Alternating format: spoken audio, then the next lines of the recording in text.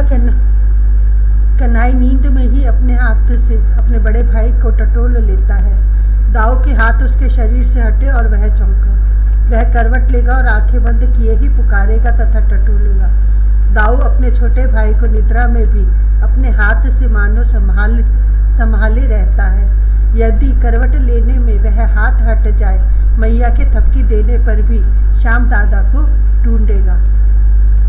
श्याम के नील कमल के समान सुंदर शरीर पर दाऊ का प्रफुल्ल पद्म कर या फिर दाऊ के देह पर मोहन का नन्हा सा अरुण सरोज पाणी, दोनों भाई एक दूसरे को छूते हुए ही सो सकते हैं।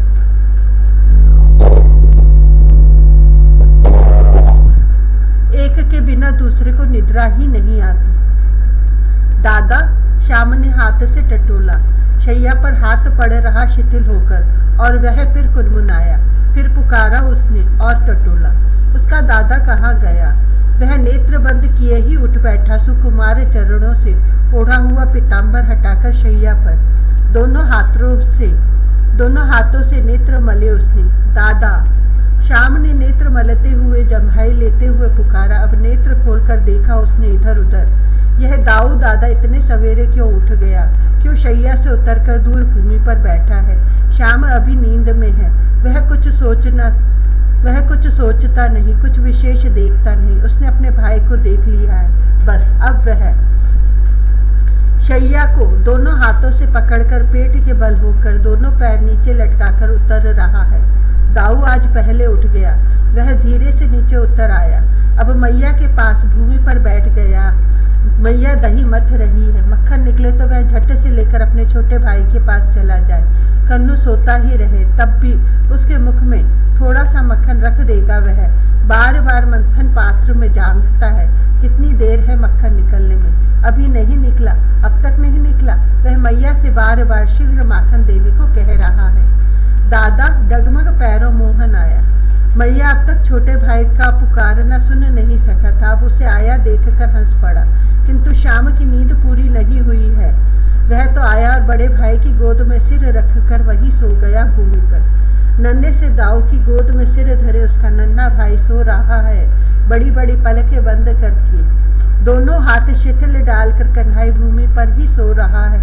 घुंघराली अलकों से घिरा उसका मुख, श्वास से हिलता वक्ष एवं उदर। दाऊ अपने भाई को देख रहा है और बिना बोले मैया को हाथ से मना कर रहा है। दही मत हिला, कन्नू सो रहा है, यह इसे जगा मत। विनोद! दूध पिएगा? श्री ब्रजराज दोनों घुटनों में दोहनी दबाए गो दोहन कर रहे हैं। पीछे कौन आकर खड़ा हुआ? यह जानने की उन्हें आवश्यकता नहीं। दाऊ, श्याम, भद्र, सुबल तो कोई भी हो, बाबा के लिए सब अपने ही हैं। नुपुरों की रुनझुन ध्वनि से केवल इतना समझा उन्होंने कि कोई शिशु है और वह उनके पीछे उनके कंधे का सहारा बनाकर खड़ा हुआ है। ले मुख खोल तो। बाबा ने देखा कि उनका कृष्ण अब उनके पीछे से सामने आ खड़ा हुआ है। वह अभी अभी नींद से उठकर मैया की आंख बचाकर गोष्ठ में चला आया है। अलकें बिखरी हैं, भाल का काजल बिंदु भाल पर और नेत्रों का अंजन कपोलों पर फैला है। अब भी नेत्रों में आलस्य है। खड़ा खड़ा वह दूध की उजली धार बड़े ध्यान से देख रहा है। उसका यह दिगंबर रूप। दूध पिएगा? बाबा ने बड़े स्नेह से फिर पूछा।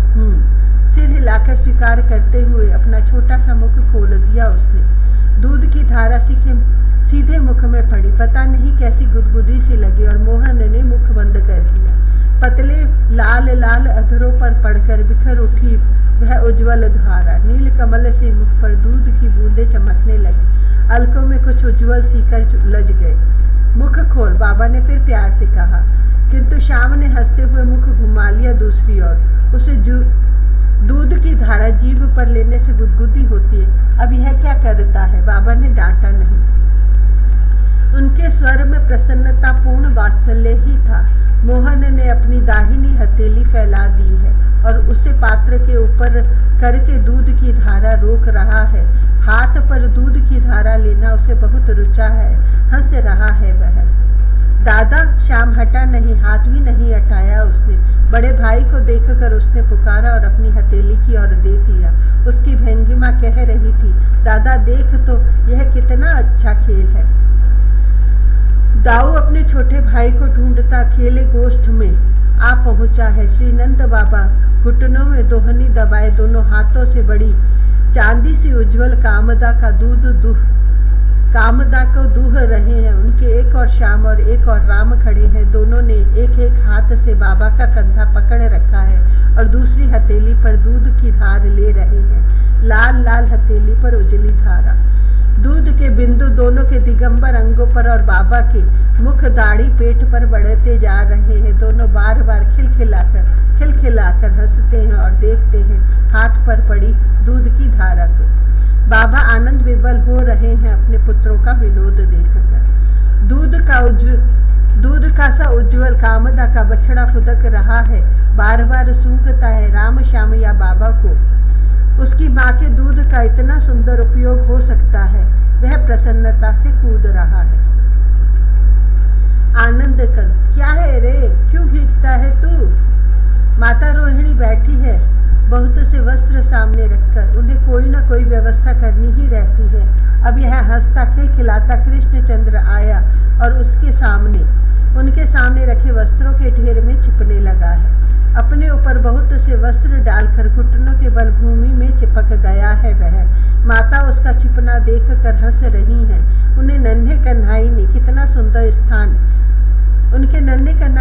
सुंदर स्थान चुना है छिपने के लिए। कन्नू यह आया ताली बजाता उछलता सा हंसता दाऊ अपने छोटे भाई को यह छूने आया है, दौड़ा।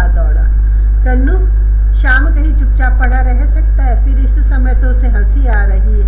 वह अपने ऊपर लदे रंग बिरंगे वस्त्र हिला रहा है। दाऊ उन वस्त्रों के ढेर को दोनों हाथों से पकड़कर लेट सा गया, धीरे से उन पर सिर रखकर छाती के बल। दादा, श्याम ने एक और से अपना छोटा सा सिर निकाला और दाऊ के पेट के नीचे से सरक कर निकल गया। अब वह माता रोहिणी की पीठ से चिपक कर ताली बजा रहा है। राम, अपने छोटे भाई को दौड़कर गिराना नहीं, किंतु यह माता रोहिणी का राम या कन्हई क्या इस समय उनकी बात सुन सकते हैं? दोनों अपनी आनंद में, अपनी क्रीड़ा में मग्न हैं। दोनों हंसते हैं, ताली बजाते हैं और माँ के इधर उधर दौड़ते हैं, एक दूसरे को छूने तथा बचाने के लिए। श्याम कभी माता की पीठ से चिपकता है, कभी बगल में खड़ा होता है और कभी सामने। माता जिसे भी पकड़ने को हाथ बढ़ाती है वही दूर हट जाता है हाथ से। माता रोहिणी के सामने पड़ा नवीन कौशल वस्त्रों का ढेर, परंतु ये दोनों कहाँ उसे देखते हैं। अपनी दौड़ा दौड़ी में उस ढेर को अपने छोटे छोटे चरणों से ये रौंदते ही जा रहे हैं। दाऊ, आ लाला, कलेऊ कर ले। यह मैया आ गई अपने दोनों शिशुओं की क्रीड़ा देखने। वह क्या देखती नहीं है कि इन दोनों को अभी उसकी बात सुनाई पड़ ही नहीं सकती। दादा, श्याम सुंदर माता रोहिणी की ओट से मैया के पीछे जा छिपा है। वह मैया के दोनों पैरों के बीच में खड़ा है और दोनों हाथों से मैया के वस्त्र को लेकर अपने को प्रायः पूरा ढक लिया है उसने। उसका अलकों से घिरा हास्य से खिला मुख ही बाहर झांक रहा है। मैया और माता रोहिणी अपनी आनंद कंद के इस आनंद क्रीड़ा में मग्न हो रही है, डूब सी गई है आनंद सिंधु में। और यह दाऊ हंसता हुआ फिर दौड़ा है इस आनंद कंद अपने अनुज को पकड़ने। शिक्षण, मैं शंख बजाऊंगा। श्याम सुंदर दाऊ को लिए बिना तो कोई काम करने से रहा। अब यह बड़े भाई का हाथ खींच रहा है और वह इसे बाबा का शंख बजाना सिखा दे। चल, दाऊ को ही कहाँ कम कुतूहल है, उसी को कहाँ शंख बजाना आता है। दोनों भाई एक दूसरे का हाथ पकड़कर चल रहे हैं। एक बार इधर उधर देख कर कि कोई देखता तो नहीं, कृष्णचंद्र ने दोनों हाथों से उठा लिया बाबा का शंख और लाकर दे दिया बड़े भाई को। फूंक, नन्हे लाल हाथों में बड़ा सा शंख लेकर दाऊ मुख से लगाए है। उसके छोटे से मुख की वायु शंख में फू करके निकल जाती है। कन्हई ध्यान से बैठा हुआ बड़े भाई की ओर देख रहा है। दादा, मुझे दे तो। उठकर खड़ा हो गया कृष्णचंद्र और दोनों हाथों में शंख ले लिया उसने। जिसके नन्हे हाथ अभी प्रयत्न पूर्वक शंख को संभाल पाते हैं वह शंख बजा लेना चाहता है। पुर्र, शंख फूंक से नहीं बोलता और मोहन ने उसके चित्र में अधर लगाकर अपने मुख से ही शब्द कर दिया और अब शंख को अधरों से हटाकर दाऊ की ओर मुस्कुराता हुआ मानो कह रहा है, देख दादा, मैंने इतना तो बजा ही दिया इसको। ये दोनों कब से प्रयत्न कर रहे हैं, तुम इन्हें सिखा दो ना। मैया पता नहीं कब से द्वार की ओट में खड़ी है और अपने दोनों कुमारों का उद्योग देख रही है। तो बाबा को आते देख कर अनुरोध किया उसने, तुम शंख बजाओगे? अच्छा आओ मैं सिखाऊं। बाबा को देख कर दोनों भाई चौंके थे, किंतु बाबा तो हंस रहे हैं, प्रसन्न हैं वे। श्याम सुंदर शंख लिए उनके आगे आ खड़ा हुआ है। पहले अपने दादा को बजाने दे। बाबा के बैठते ही कृष्णचंद्र उनकी गोद में जा बैठा है। दाऊ को अपने आगे बैठा लिया है उसने। उन्होंने अब वे बताने लगे हैं कि किस प्रकार मुख सिकोड़ कर कैसे शंख मुख से लगाना चाहिए और कैसे फूंकना चाहिए, स्वयं बजाकर बता रहे हैं वे। धू धू, पता नहीं इस नन्हे दाऊ की फूंक में कितनी शक्ति है। यह तो पहली ही बार बजाने लगा है, शंख को जोर से और बजाता ही जा रहा है। उत्साह के मारे बजाते बजाते खड़ा हो गया है यह। दादा मैं बजाऊंगा। श्याम अब दाऊ के पास पहुंच गया है। दोनों हाथों से शंख पकड़ लिया है इसने। शंख लेकर यह सीखने के लिए बाबा के पास आ गया। हु फुर्र, बहुत नन्हा है कन्हई, शंख के लिए पर्याप्त फूंक कहाँ दे पाता है यह सुकुमार। बाबा कहते हैं अब तुझे कल सिखाऊंगा, मैं दादा से सीखूंगा। यह कोई बात है कि दाऊ शंख बजा ले और श्याम न बजा पाए। अब दादा को बजाना आ गया है, उसे शिक्षक तो मिल ही गया, अब बजाकर रहेगा वह। रूठा कन्हई, कन्नू लाल उठ तो देख, तो तेरे शरीर में कितनी धूल लग गई है, तेरे केश धूल से सन गए हैं। देख तुझे कौन बुला रहा है। मैया पुचकार रही है, दुलार रही है, बार बार गोद में लेने का प्रयत्न कर रही है। कन्हई आंगन से भूमि पर चित्त पड़ा है। उसके नील सुंदर अंगों में तथा घंघराली अलकों में रज लिपट गई है। अंजन रंजित बड़े बड़े नेत्रों में आंसू की बूंदें झिलमिला रही हैं। वह अपने लाल लाल चरण और कर उछाल रहा है। मैया उसे उठाती है तो वह और भी छटपटाता है। मैया के नाक मुख हाथ नोचता है, बार बार छूकर पृथ्वी पर लौटता है। वह एक ही धुन लगाए है, दाऊ दाऊ ने तो तेरी रोटी छीन ली, बहुत बुरा है दाऊ। मेरा लाल तो राजा, उठ मैं तुझे दूसरी उससे अच्छी रोटी देती हूँ। मैया दूसरी रोटी ले आई, बहुत सा माखन चुप पड़कर। दाऊ सामने उठकर दूसरी रोटी हाथ में ले ली और बैठ गया। मैं दाऊ को अब नहीं छीनने दूंगी, मारूंगी उसे। मैया को क्या पता कि बात क्या है। दाऊ कन्हई ने बड़े जोर से मस्तक इधर उधर हिलाया और फिर रोने का स्वर किया। अब वह मैया पर खींच रहा है। अभी उसे बोलना तो आता नहीं, वह केवल दो अक्षरों के एक दो नाम ही तुतलाते हुए बोल पाता है। मैया क्यों नहीं समझती कि उसका लाल क्या चाहता है कि वह दाऊ को लाकर उसके आगे बिठा दे। ले दाऊ आ गया। क्यों रे? हाथ में एक रोटी लिए दाऊ अपने छोटे भाई के पास आ रहा है। श्याम रो रहा है, यह देखकर वह और वेग से आ रहा है। मैया के डांटने पर उसका ध्यान ही नहीं। दाऊ, श्याम ने भी कहा मैया की बात सुनी। वह भी रोटी लिए बड़े भाई के पास घुटनों के बल सरक चला है। मैया समझ ही नहीं पाती कि वह क्या करे। दोनों भाइयों में कोई झगड़ा भी है ऐसा तो दिखता नहीं। बड़ा भाई छोटे भाई के आके बैठ गया, नील कमल के पास स्वर्ण सरोज की भांति। छोटे भाई ने दूसरा हाथ रोटी लेने के लिए बढ़ाया और बड़े भाई के हाथ की रोटी भी उसके हाथ में आ गई। दाऊ चाहता है कि वह तनिक सी रोटी छोड़कर वह श्याम के मुख में डाल दे। श्याम सिर हिलाता है और रोटियां दूर हटा लेता है। यही तो झगड़ा है। बड़े सवेरे कन्हैया ने मैया से एक छोटी रोटी ली और घुटनों के बल घिसकता वह बड़े भाई के पास पहुंचा। श्याम चाहता था कि दाऊ रोटी छुए नहीं, पर मुख से काटकर पूरी खा ले। दाऊ ने जरा सा तोड़ लिया छोटे भाई के मुख में देने को और रूठ गया कन्हई। रोटी भूमि पर डालकर वह मैया के पास आकर रोने में चलने लगा। अब श्याम के दोनों हाथों में रोटी है। वह दाऊ के आगे जमकर बैठा है। उसके अधरों पर हंसी है और पलकों में आंसू उलझे हैं। दोनों रोटियों को एक साथ वह दाऊ के मुख से बार बार लगा रहा है। जब दाऊ हाथ बढ़ाता है वह दोनों हाथ दूर हटाकर सिर हिला देता है इधर उधर जोर से। मैया भी वहां है।